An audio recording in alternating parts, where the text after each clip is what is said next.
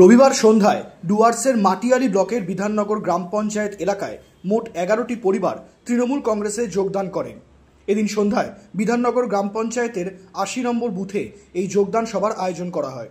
সেখানে বিজেপি ও সিপিএম ছেড়ে তৃণমূল কংগ্রেসের পতাকা হাতে তুলে নেন মোট 11টি পরিবার। তাদের হাতে দলীয় পতাকা তুলে দেন মাটিয়ালি ব্লক তৃণমূল কংগ্রেসের সভানেত্রী মৌমিতা কালান্তি, মাটিয়ালি পঞ্চায়েত সমিতির সভাপতি হাসান হাবিবুল হোসেন সহ অনেকেই।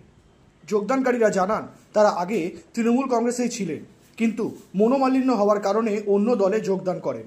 নিজেদের ভুল বুঝতে পেরে তারা আবার তৃণমূল কংগ্রেসে যোগদান করলেন। ব্লক তৃণমূল কংগ্রেসের সহসভানেত্রী মৌমিতা কালান্তি বলেন, 26-এর বিধানসভা নির্বাচনের আগে প্রত্যেকটি বুথ শক্তিশালী করা হবে। আজকে 11টি পরিবার যোগদান করলো, আগামী দিনে আরও যোগদান করবে। এদিন তিনি বলেন, আজকে কয়টি পরিবার যোগদান করলেন? নমস্কার সকলকে। এবং আজকে আমরা উপস্থিত রয়েছি বিধাননগর অঞ্চল অন্তর্গত 21/80 বুথ নম্বরে। এবং আজকে এখানকার বুথ সভাপতি নুর ইসলাম কাকুর নেতৃত্বে আজকে এখানে মুন্সিদুড়াতে আমাদের 11টা ফ্যামিলি এবং 40 জন ভোটার আজকে বিজেপি ছেড়ে যোগদান করেছেন। এবং কিছু সিপিএমও রয়েছেন, সিপিএম পরিবার এবং বিজেপি পরিবার যৌথভাবে আজকে তৃণমূল কংগ্রেস পরিবারে যোগদান করেছেন। এবং আমরা জানি এনারা 2023 সালে এনারা ভারতীয় জনতা পার্টির থেকে এবং সিপিএম পার্টির থেকে নেতৃত্ব দিয়েছিলেন। এবং দীর্ঘদিন ধরে আজকে এই অঞ্চলে বিজেপি এবং সিপিএম এর নোংরা রাজনীতি এবং রামবামের নোংরা রাজনীতির জন্য আজকে বুঝতে পেরে আজকে বিধাননগরের বিজেপি কিন্তু শূন্য হয়ে আসলো আজকে 21/80 পার্টি। এবং আপনারা দেখছেন যে এই বুথ শক্তিশালী হয়ে আসছে এবং আগামী দিনে ধাপে ধাপে আমরা প্রত্যেকটা বুথকে শক্তিশালী করব। এবং এই 2026-এর বিধানসভা নির্বাচনের এই বুথ থেকেই আমাদের কোমর বেঁধে মাঠে নামার যে কর্মসূচি আজকে আমরা এখান থেকে শুরু করলাম।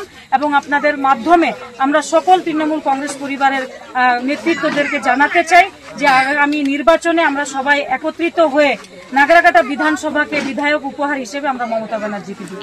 যারা আজকে যোগদান করলেন তাদের জন্য কি বার্তা দেবেন আগামী দিনের জন্য? আমি তাদের একটাই বার্তা, আমাদের অঞ্চল প্রেসিডেন্ট রয়েছে বিক্রম রুন্ডা, বুথ সভাপতি আমাদের রয়েছেন নুর ইসলাম কাকু, আমাদের প্রধান থেকে নিয়ে এই এলাকার পঞ্চায়েত সমিতির থেকে নিয়ে এই এলাকার জেলা পরিষদ সদস্যরা সবাই উপস্থিত রয়েছেন আমাদের সকল আশেপাশে বুথের যত সভাপতিগণ। এবং আমি সকলের কাছে একটাই অনুরোধ রাখবো এবং একটাই বার্তা দিতে চাই যে আমাদের পরিবার বড়, হয়তো কোনো সময় মনোমালিন্য, হয়তো কোনো রকম অভিমান আমাদের মাঝে রয়ে থাকে এবং সেগুলো সবগুলোকে এবার আমরা নতুনভাবে সংগঠনটাকে মজবুত করে বুথ স্তর থেকে ব্লক স্তর পর্যন্ত একটা সুন্দর কমিটি গঠন করে আমরা আগামী নির্বাচনকে আমরা পাখির চোখ করে আমরা সবাই একমত হয়ে এক ছাতার তলায় সাংগঠনিকভাবে কাজ করব। যারা পুরনো এসছে তাদেরকেও নতুনের সাথে একত্রিত করে আমরা মিলেমিশে কাজ করব, যাতে আগামী দিনে 21/80 পাটে কোনো রকম মনোমালিন্য এবং অভিমান যেন না থাকে। শুধুই জোড়া ফুল থাকে।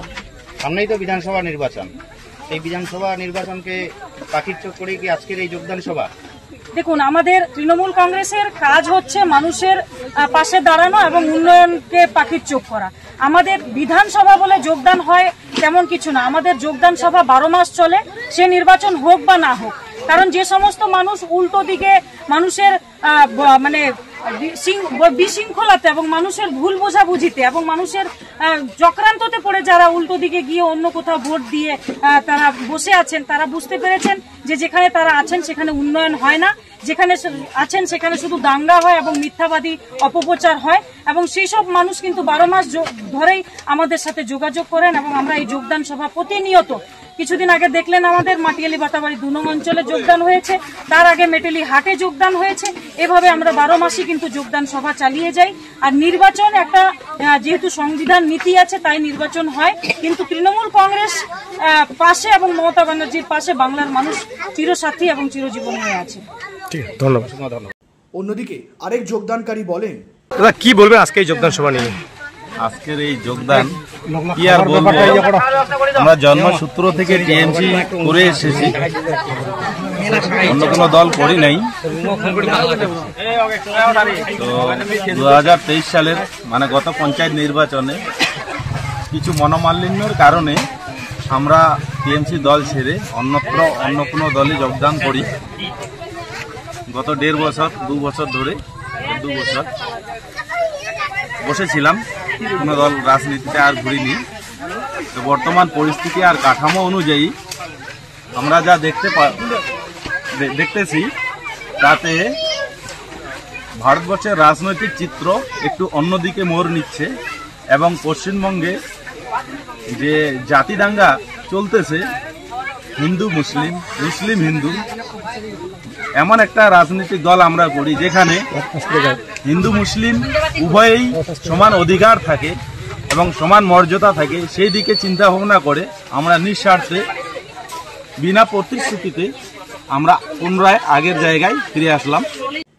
ব্যুরো রিপোর্ট, নজরে বাংলা। এয়ার ইনফ্রাস্ট্রাকচারের উদ্যোগে অহনা অ্যাপার্টমেন্ট বারাসাতের হৃদয়পুরে নৃপেন ঘোষ সরণিতে তৈরি হচ্ছে নতুন আবাসন প্রকল্প। থাকছে একগুচ্ছ বিশেষ সুবিধা, লিফট থেকে শুরু করে ডিপ টিউবওয়েল, এছাড়াও থাকছে সাউন্ড প্রুফ জেনারেটর এবং কার পার্কিং এর সুবিধাও। এখানে 2 এবং 3 BHK ফ্ল্যাট রয়েছে। এছাড়াও থাকছে আরও একগুচ্ছ বিশেষ সুবিধা। বিস্তারিত জানতে ফোন করুন স্ক্রিনে দেওয়া ফোন নম্বরে। সাধ্যের মধ্যে স্বাদ পূরণ।